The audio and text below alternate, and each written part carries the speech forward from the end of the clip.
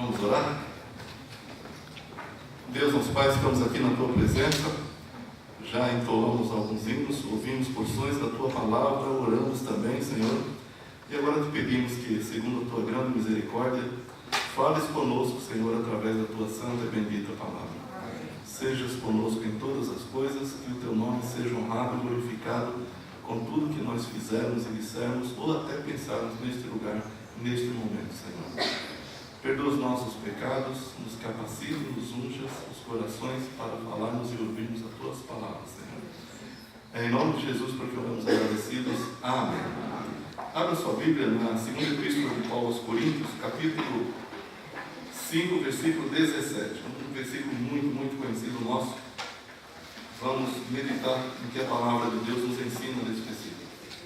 Segundo aos Coríntios 5, 17.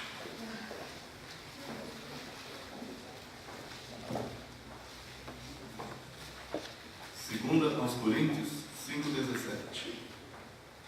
Diz assim a palavra de Deus: assim que, se alguém está em Cristo, nova criatura é. As coisas velhas já passaram, eis que tudo se fez novo. Vamos falar juntos? Assim que, se alguém está em Cristo, nova criatura é. As coisas velhas já passaram, eis que tudo se fez novo. Amém. Os irmãos podem sentar.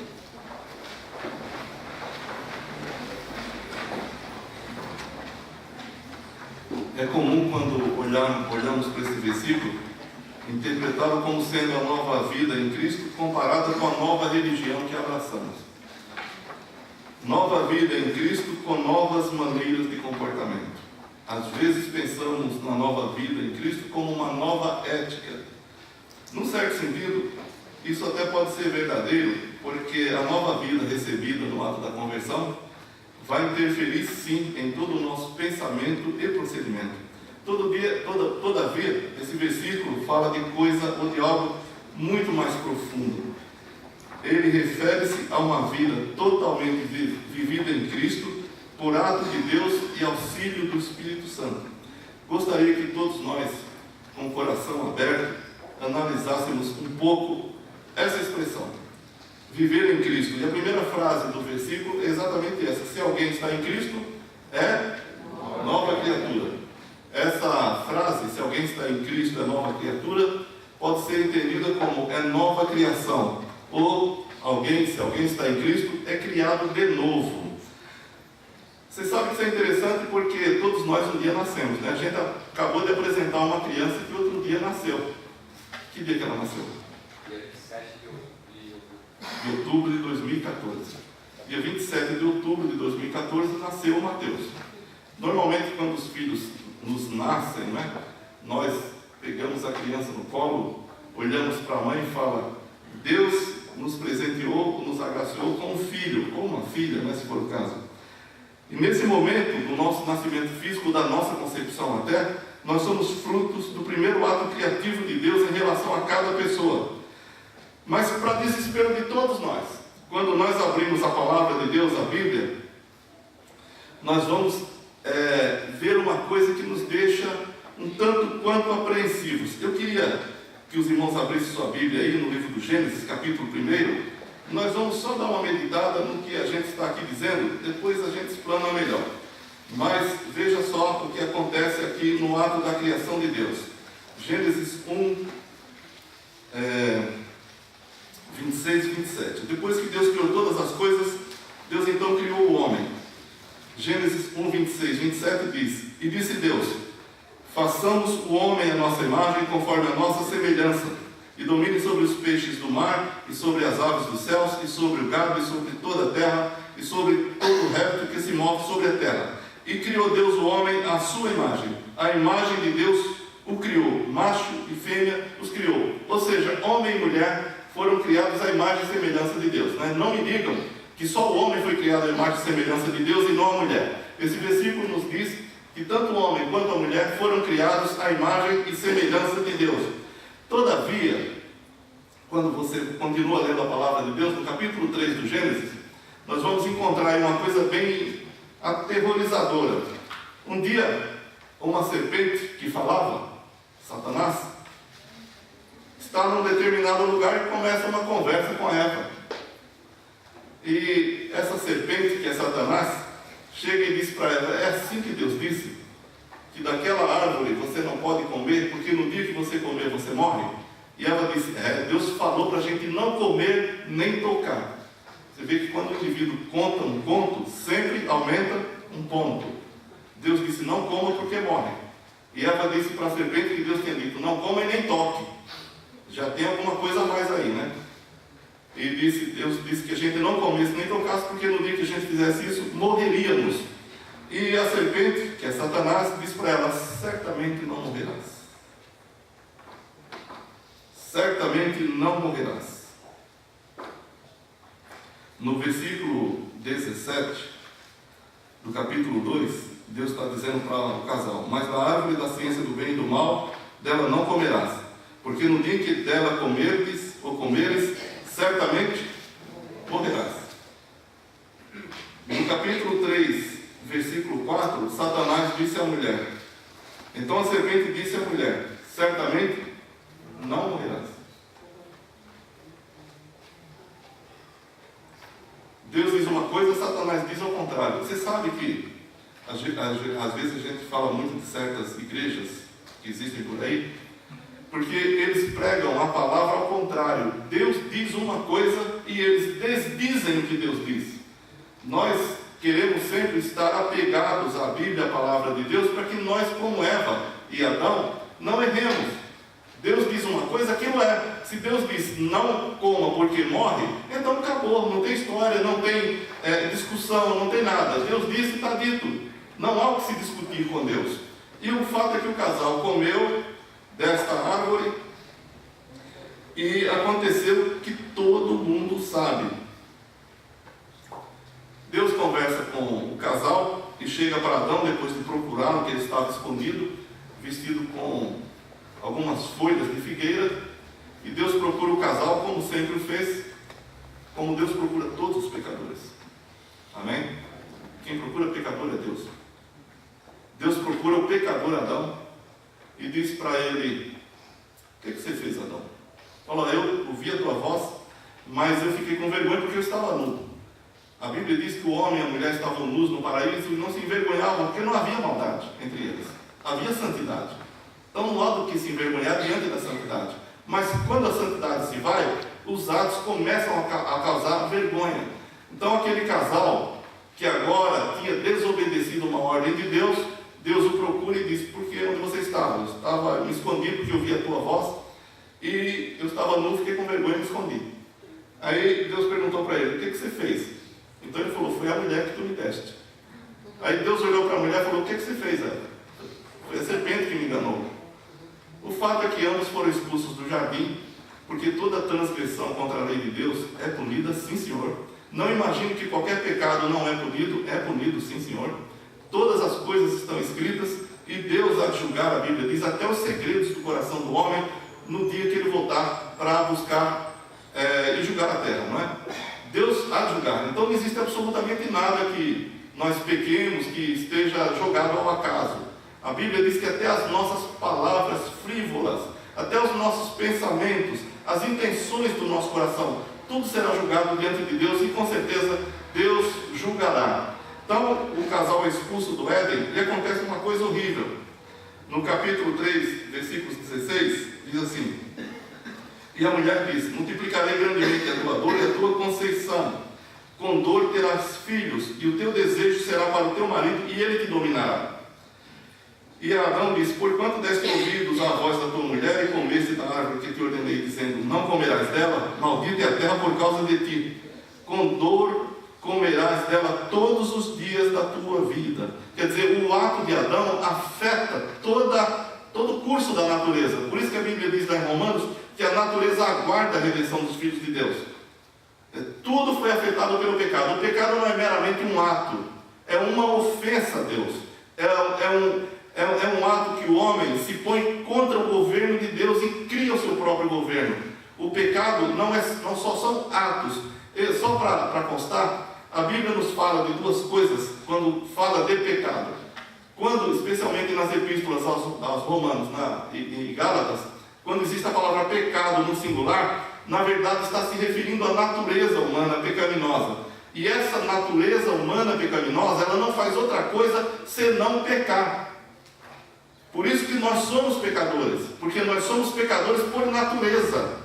Você não se torna pecador quando começa a pecar. Tem gente que imagina que a criança não é pecadora porque ela não cometeu nada de errado. Mas esse não é o problema. O problema não são os atos errados. O problema é a natureza humana decaída.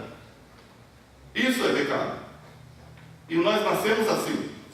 Nós herdamos de Adão. Alguém pergunta, mas eu sou culpado pelo que Adão fez? Não, absolutamente. Ninguém é culpado pelos atos de outrem, nem os de Adão. Mas o fato é que nós somos herdeiros de Adão.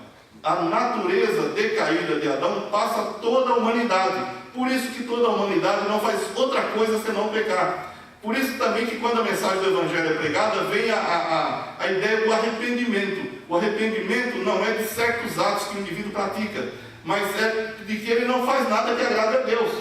O ser humano, sem Jesus Cristo, até o que ele faz de bom é desagradável a Deus.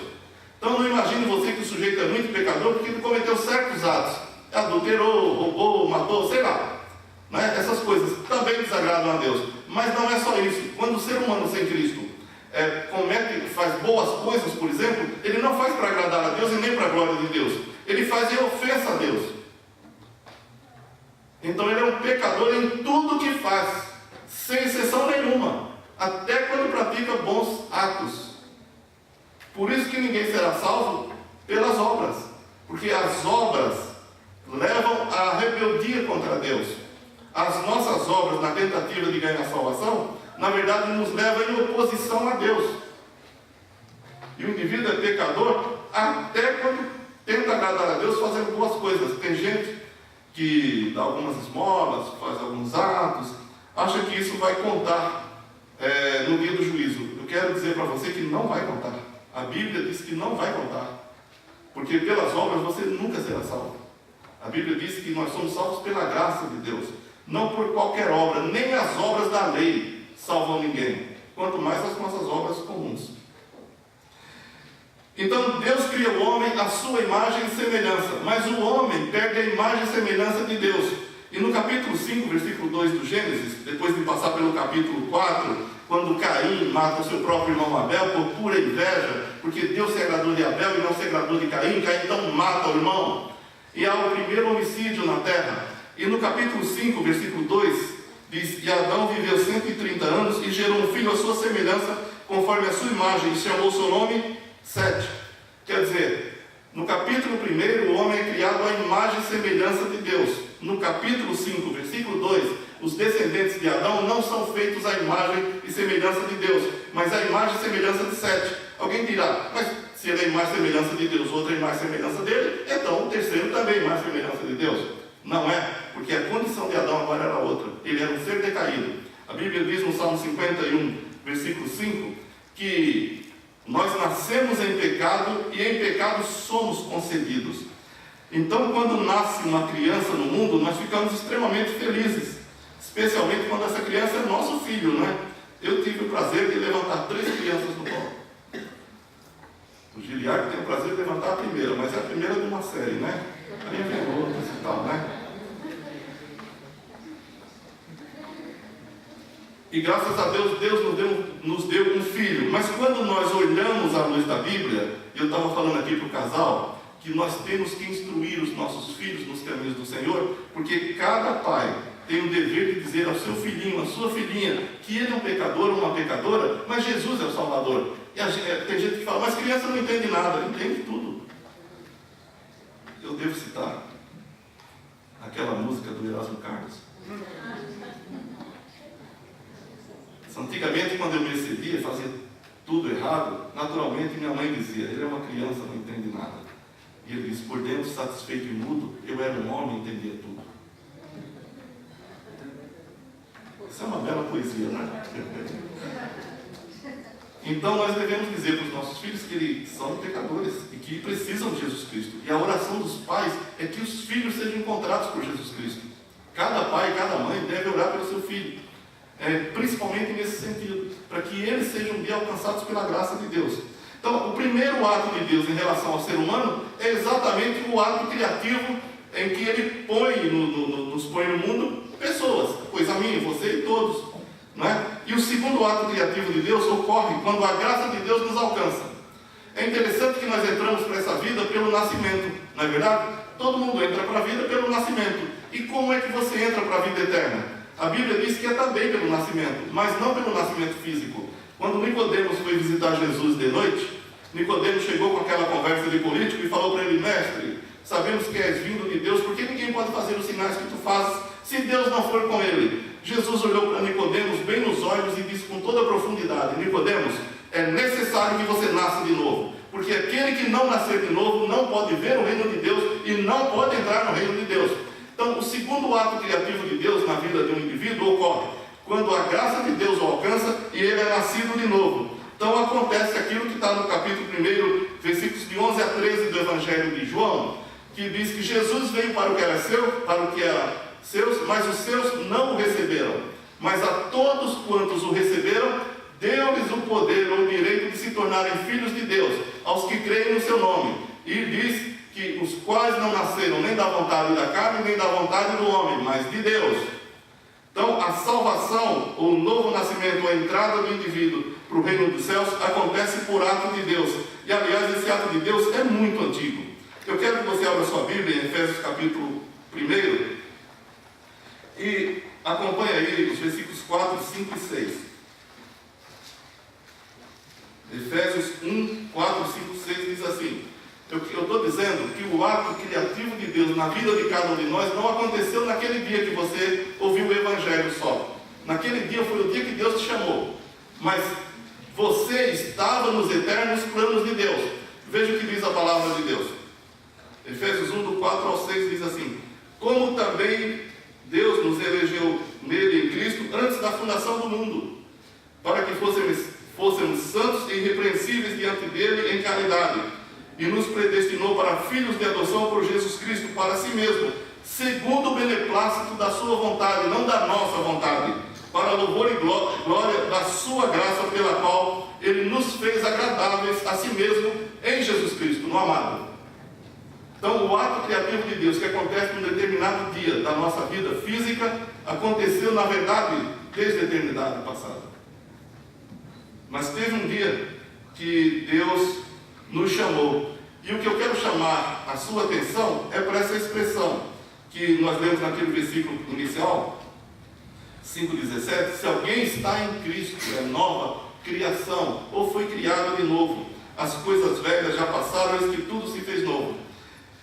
Estar em Cristo significa que Deus concebeu, olha, presta atenção nisso. Estar em Cristo significa que Deus concebeu desde a eternidade passada, Cristo passando tudo porque passou, mas em nosso lugar, como representante. Então a Bíblia nos ensina uma coisa bem interessante, que tanto a obediência ativa de Jesus Cristo, quanto a sua obediência passiva, foi tudo realizado em benefício dos crentes. Na Epístola aos Gálatas, capítulo 3, 13 e 14,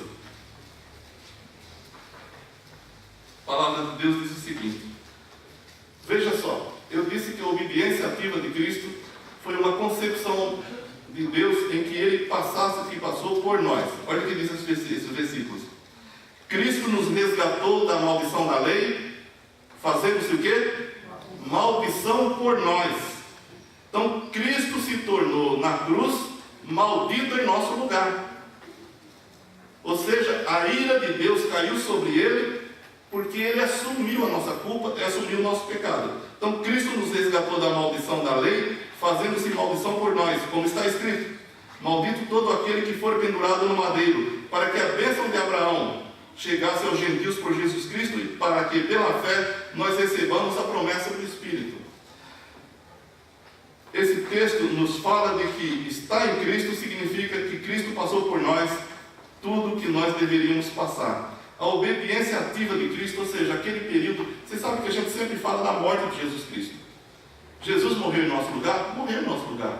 Mas a Bíblia nos mostra que Ele também viveu em nosso lugar. Não só morreu em nosso lugar, Ele viveu em nosso lugar. De maneira que a sua obediência ativa, que esse período em que ele está vivendo antes de chegar à cruz, ele vai viver por nós. Veja só. Se Cristo não tivesse vivido por nós, mas tivesse apenas morrido por nós, ele teria conseguido, como conseguiu, o perdão dos nossos pecados. A nossa culpa teria sido removida, mas nós estaríamos na mesma posição de Adão e Eva no paraíso. Ou seja, nós teríamos que obedecer toda a lei de Deus para obter a salvação. Adão estava no paraíso com Eva. Ambos tinham uma condição de Deus. Eles eram perfeitos, criados à imagem e semelhança de Deus. Mas no dia em que pecaram, o que aconteceu com eles? Foram expulsos do paraíso e perderam, por assim dizer, a imagem e semelhança com Deus. Se Cristo só tivesse morrido por nós, ele teria sim perdoado os nossos pecados, mas nós teríamos que cumprir toda a justiça da lei para obter a salvação. Então é interessante que você observe que Jesus Cristo não apenas morreu por nós, ele não foi o nosso substituto apenas quando morreu por nós, ele também é o nosso substituto quando vive por nós, ou quando viveu por nós. Na obediência ativa de Cristo, ele cumpre toda a lei de Deus.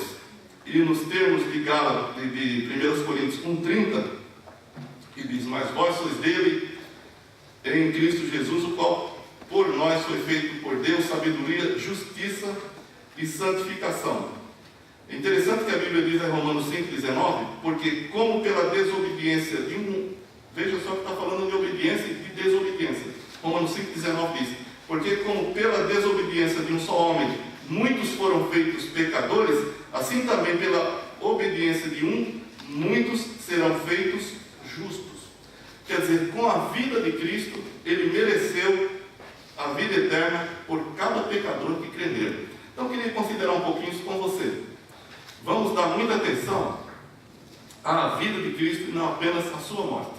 Nós falamos sempre da morte de Cristo, mas eu quero chamar a sua atenção para a vida de Cristo.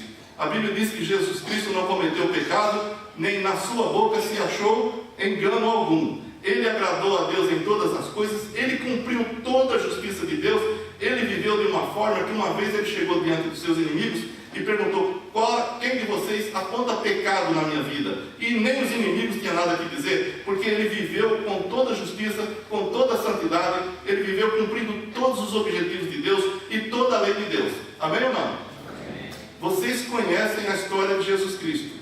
Existe alguma coisa na vida de Jesus Cristo que desagradou ao Pai? Ele disse: Pai, eu vim fazer a tua vontade. E ele cumpriu toda a vontade de Deus.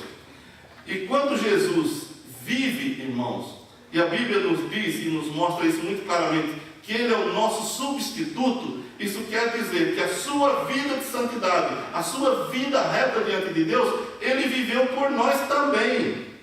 O sacrifício que ele faz não é só na cruz.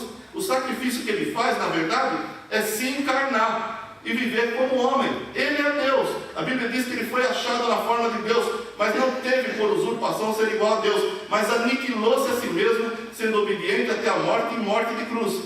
Então a vida de Jesus Cristo é vivida por mim e é vivida por você. Por que a nossa salvação é perfeita em Jesus Cristo? Porque nós somos tão justos quanto ele aos olhos de Deus, nós os que cremos em Jesus Cristo. O Senhor Deus imputa a nós toda a justiça de Jesus Cristo, ou seja, toda a sua vida de santidade. Por isso que quando Deus olha para nós, ele olha através de Jesus Cristo, e ele não vê pecado em nós, porque o Filho dele, que foi o nosso substituto, não pecou. Tanto a vida quanto a morte de Jesus Cristo são igualmente importantes para a vida eterna. Então quero que você saiba nessa noite, e tenha certeza disso, que não só a morte de Jesus, mas a sua vida foi vivida por nós. Amém? Você olhando para dentro de você se sente um pecador ou não? Quem não se sente pecador, levanta a mãozinha. O que nós somos além de pecadores?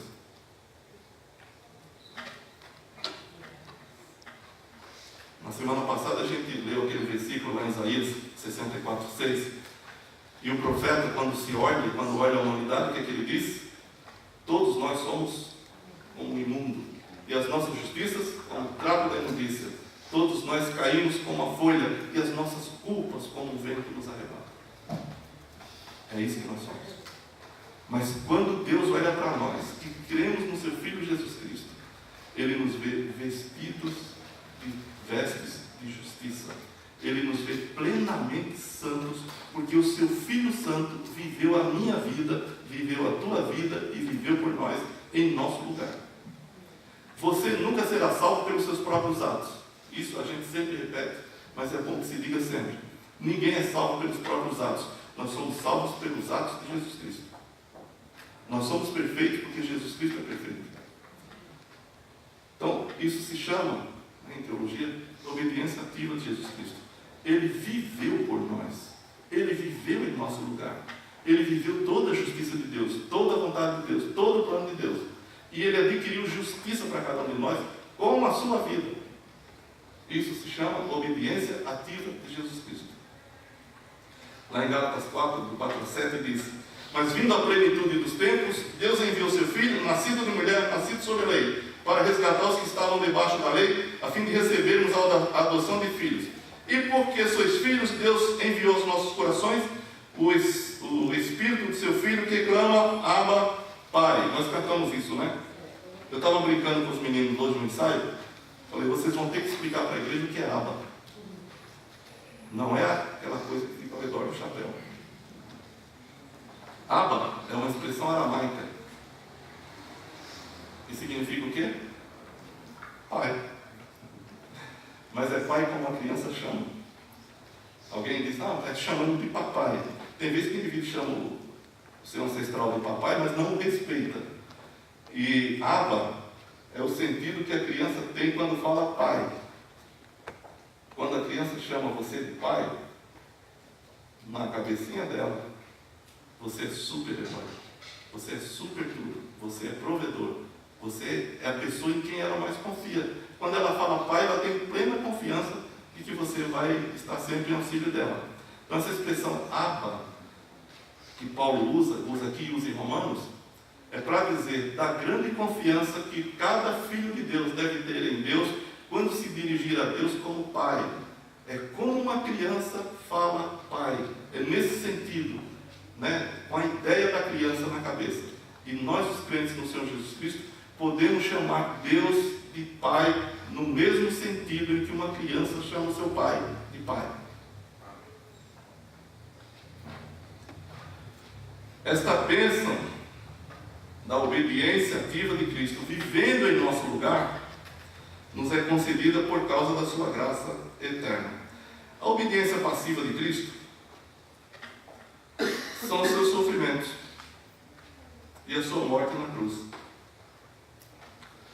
Quando Jesus vive toda a justiça de Deus em nosso lugar, eu quero que vocês sempre se lembrem disso, que Jesus viveu em nosso lugar. Tem um hino que a gente cantava no seminário, da autoria de um pastor americano, que dizia que a música chamou Carpinteiro. Diz que ele viveu em nosso lugar, passando o que todos nós passaríamos. Aos olhos de Deus, Jesus Cristo cumpriu toda a justiça para dar essa justiça a você, gratuitamente. Mas não só foi isso que ele fez. Ele não só viveu ativamente a vontade de Deus, ele também viveu passivamente a vontade de Deus, quando Deus disse para ele ir à cruz e não só viver por nós, mas também pagar o preço dos nossos pecados com a sua própria vida. A Bíblia diz que a alma que pecar, essa morrerá. Jesus Cristo nunca pecou, mas Ele assumiu a nossa culpa. Então Ele foi levado à cruz também por mim e por você. Veja só que tanto a vida de Jesus, quanto a sua morte, foi por nós. E foi em nosso lugar. Ele viveu substitutivamente em nosso lugar. Tudo que Ele fez, seja a sua vida, seja a sua morte, foi por nós. Existem algumas religiões que dizem que o sacrifício de Cristo não foi por nós. Jesus morreu porque morreu. Tem até um corinho que diz que ele morreu como mártir da paz, coisa desse tipo. Esse corinho está errado. Ele não foi mártir de nada. Ele veio para morrer. O mártir é aquele sujeito que está numa causa e de repente acontece que ele é condenado e morre. O pessoal fala que morreu de alegre. Jesus não veio para morrer dessa forma, ele veio para morrer. No capítulo 53 do livro de Isaías, por exemplo,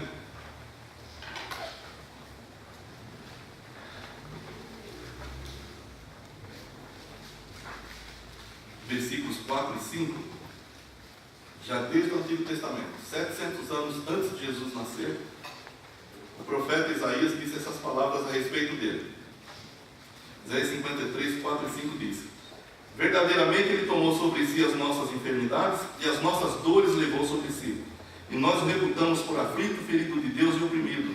Mas ele foi ferido pelas nossas transgressões e moído pelas nossas iniquidades. O castigo que nos traz a paz estava sobre ele, e pelas suas pisaduras fomos sarados. Amém? Então veja só, que desde o Antigo Testamento, e essa é uma das profecias sobre Jesus, já se dizia, que era plano de Deus que ele viesse para morrer em nosso lugar. E ele morreu também em nosso lugar. Na Epístola de Pedro, só para não dizer que não falei no Novo Testamento, capítulo 2, versículos 24 e 25, repete a mesma ideia de Isaías. 2, 24 e 25 diz: levando ele mesmo em seu corpo os nossos pecados sobre o madeiro, para que, mortos para os pecados, pudéssemos viver para a justiça, e pelas suas feridas fostes sarados, porque erais como ovelhas desgarradas, mas agora tendes voltado ao pastor e bispo das vossas almas. Irmãos, nós devemos sempre louvar e agradecer a Deus pelo seu sacrifício por nós, mas entenda o sacrifício de Jesus Cristo não só naquele momento que ele esteve na cruz. Entenda o sacrifício dele como a sua encarnação para viver a nossa vida e morrer pelos nossos pecados. Então nós podemos resumir a obediência ativa e passiva de Cristo da seguinte forma: veja só, pela sua vida Cristo nos conquistou os méritos para ir ao céu. Pela sua morte Cristo obteve o perdão dos nossos pecados e nós não sofreremos mais a penalidade deles. Pela sua ressurreição, Romanos 4,25 diz que ele ressuscitou para a nossa justificação. Então, pela sua ressurreição, ele garantiu a nossa justificação. Pela sua ascensão aos céus, ele nos mandou o seu Santo Espírito. E lá nos céus, ele intercede e advoga por nós. Esses ministérios de Jesus Cristo são chamados de ministério preventivo e representativo.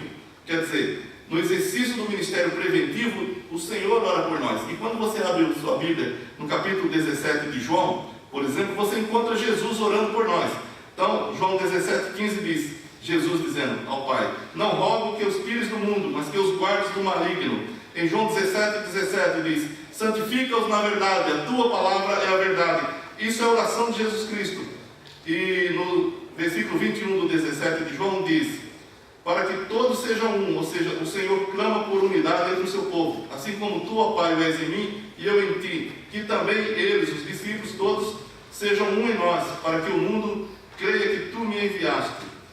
E no versículo 24 do capítulo 17, ele diz: Pai, aquele que me deste, quero que onde estiver, também eles estejam comigo, para que vejam a minha glória que me deste, pois que tu me has amado antes da fundação do mundo.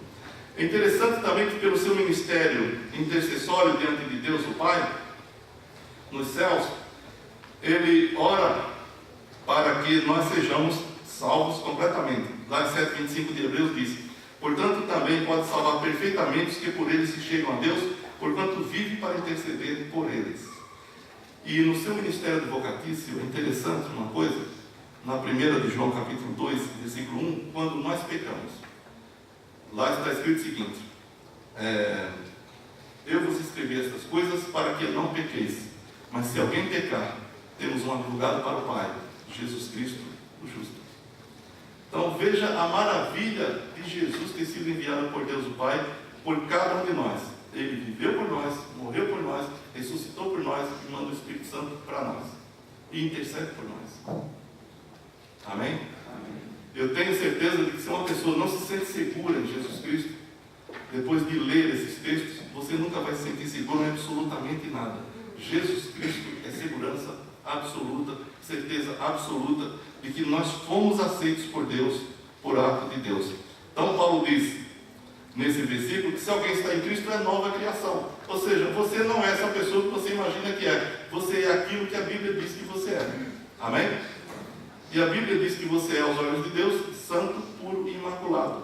A Bíblia diz que Jesus viveu em seu lugar e morreu em seu lugar. Então tudo que Jesus fez foi por mim e por você. De maneira que quando nós estamos em Cristo, nós somos nova criatura. Ou seja, nós somos recriados à imagem e semelhança de Deus. A Bíblia diz que como por um homem entrou o pecado no mundo, também a vida veio por um homem, Jesus Cristo. E essa vida nos é concedida pela fé ou pela graça de Deus através da fé em Jesus Cristo. Então eu gostaria muito que no seu coração, na sua vida, você louvasse a Deus. Você entendesse o plano de Deus para a sua vida. Você foi salvo por Ele. Foi salvo por Jesus Cristo. Então louva a Deus. Nós não temos a menor condição de nos salvar por nossos próprios méritos. Nós somos salvos única e exclusivamente pela graça e misericórdia de Deus. Como a gente sempre diz, a graça de Deus, pela graça de Deus, Ele nos concede o que nós não merecemos. E pela sua misericórdia, Ele retém o que nós merecemos. Então, a misericórdia de Deus não lança a ira de Deus sobre nós. A graça de Deus lança a justiça e a salvação obtida por Jesus Cristo sobre nós. Nós merecemos? Não. Pela graça sois salvos por meio da fé, e disso nós não podemos nunca sequer nos orgulhar, mas agradecer a Deus de todo o coração por tão grande salvação que Ele realizou por nós. Diz, se alguém está em Cristo é nova criatura, e as coisas velhas já passaram. Que coisas velhas foram essas que passaram? Você sabe que toda a nossa falta de relacionamento com Deus deixou de existir. Agora em Jesus Cristo nós somos tornados filhos de Deus.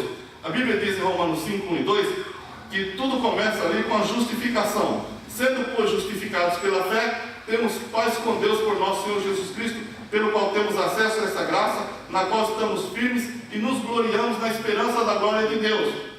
Então, somos justificados, ou seja, Deus em Cristo nos declara justos. Quando Deus olha para nós que estamos em Jesus Cristo, Ele nos declara justos, porque Jesus pagou o preço que nos era devido. Ele morreu por nós. E como nós estamos em Cristo e somos justificados em Cristo por Deus, ou seja, Deus nos declara justo, a Bíblia diz em Romanos 8:1 que agora não há nenhuma condenação para os que estão em Cristo Jesus. Quer dizer, você não vai ser julgado no grande trono branco quando o Senhor se manifestar para julgar os povos e as nações. Você não receberá esse tipo de julgamento. Nenhum crente estará diante do trono branco de Deus. Só os ímpios para receber a condenação. A Bíblia chama isso de segunda ressurreição. A Bíblia nos diz que nós que estamos em Cristo, se já estivermos mortos quando Ele voltar, então nós seremos ressuscitados. Estaremos diante do tribunal de Cristo para receber os nossos galardões. Mas diante do trono de julgamento de Deus, nós não estaremos, porque Jesus Cristo foi julgado em nosso lugar. Por isso que Romanos 8:1 diz que não há nenhuma condenação para os que estão em Cristo Jesus. E por que não há nenhuma condenação para aquele que está em Cristo Jesus? Também porque em 6,14 de Romanos diz que o pecado não terá mais domínio sobre vós. Aí você olha para dentro de você e fala, mas eu sou pecador. Como é que o pecado não me domina? Não domina no sentido de te matar, de te alienar de Deus, porque esse pecado foi pago por Cristo na cruz. Então ele não tem mais domínio de te levar à condenação, porque o Senhor te declara justo. Agora, como diz Paulo escrevendo aos Efésios, é só recordar o que Deus fez por nós, lá em Efésios 2, e louvá-lo. Veja o que diz em Efésios 2, 11 e 12 e 13.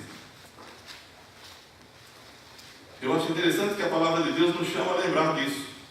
Portanto, lembrai-vos de que vós, noutro tempo, éreis gentios na carne e chamados incircuncisão, pelos que na carne se chamam circuncisão feita pela mão dos homens, que naquele tempo estavam sem Cristo, separados da comunidade de Israel e estranhos aos concertos da promessa, não tendo esperança e sem Deus no mundo. A Bíblia diz, lembre-se disso. Olha para trás, olha quem era você. Você estava alienado de todos os concertos de Deus com o seu povo. Você estava fora das promessas de Deus. Naquele tempo estava sem Cristo, separados da comunidade de Israel e estranhos aos concertos da promessa, não tendo esperança e sem Deus no mundo. Mas no versículo 13 diz: mas agora em Cristo Jesus, vós os que antes estáveis longe, já pelo sangue de Cristo chegastes perto. Então Jesus Cristo reconciliou-nos com Deus. E aqui nos versículos 18 a seguir, diz: porque por ele ambos, judeus e gentios, temos acesso ao Pai em um mesmo Espírito, assim que já não sois estrangeiros, nem forasteiros, mas concidadãos dos santos e da família de Deus, edificados sobre o fundamento dos apóstolos e dos profetas, de que Jesus Cristo é a principal pedra da esquina.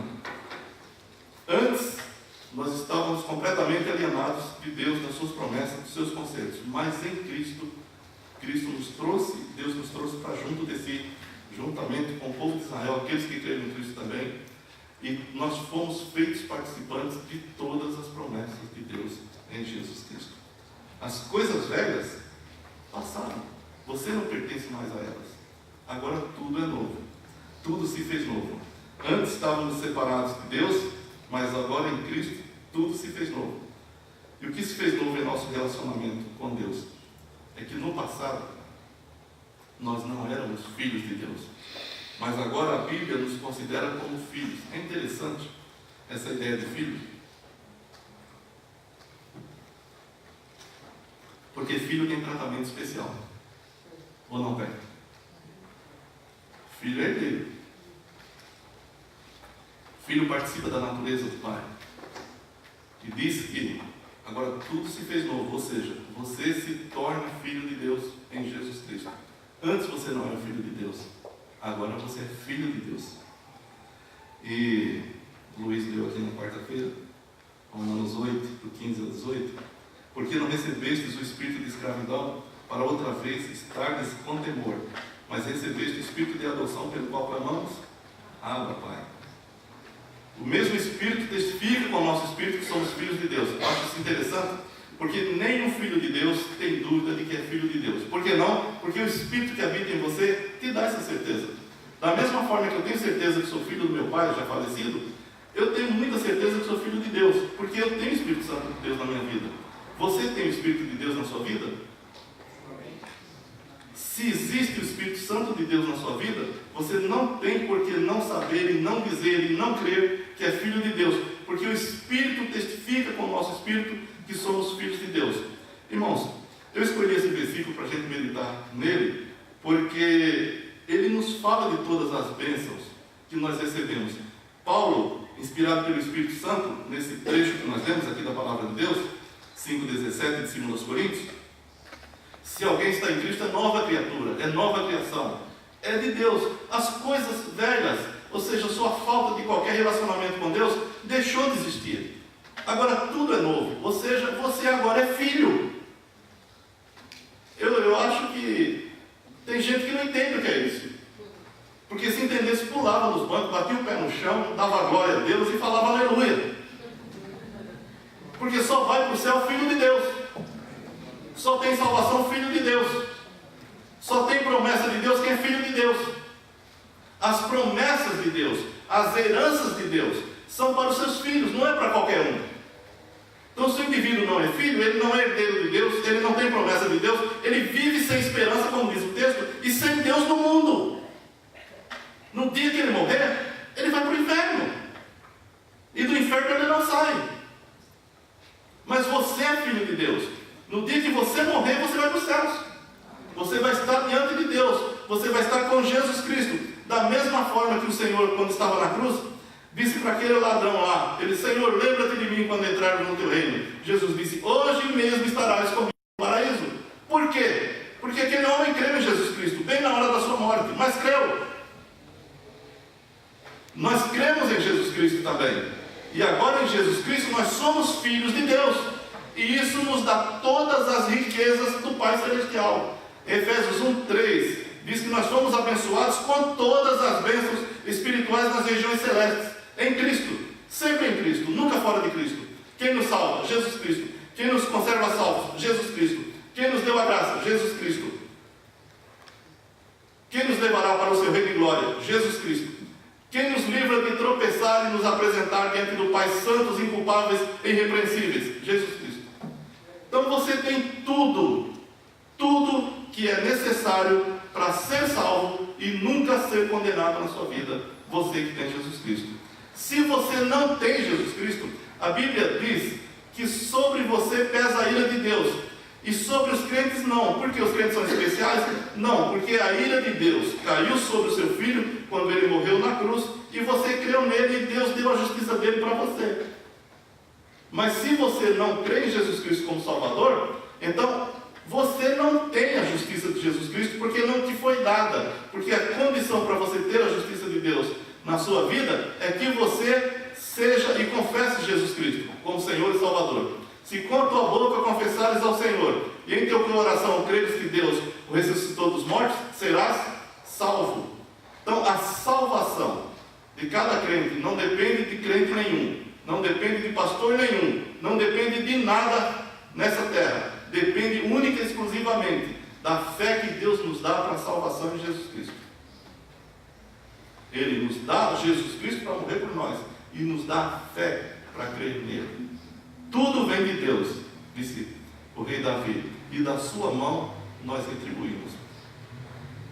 De nós, do seu povo, Deus só espera uma coisa: o louvor da sua glória. Amém? E todos nós, nessa noite, mesmo que, estou concluindo aqui a minha mensagem, mesmo que às vezes não pareça, quando você olha para dentro de você mesmo, que você não é nem um santo ou santa, aos olhos de Deus, nós somos perfeitos em Jesus Cristo. Aos olhos de Deus, nós não temos nenhuma culpa no cartório, como se diz. Nós não temos nada mais a pagar. Jesus Cristo pagou o preço para a nossa redenção e nos tornou aptos para receber a vida eterna que Deus nos dá no seu Filho.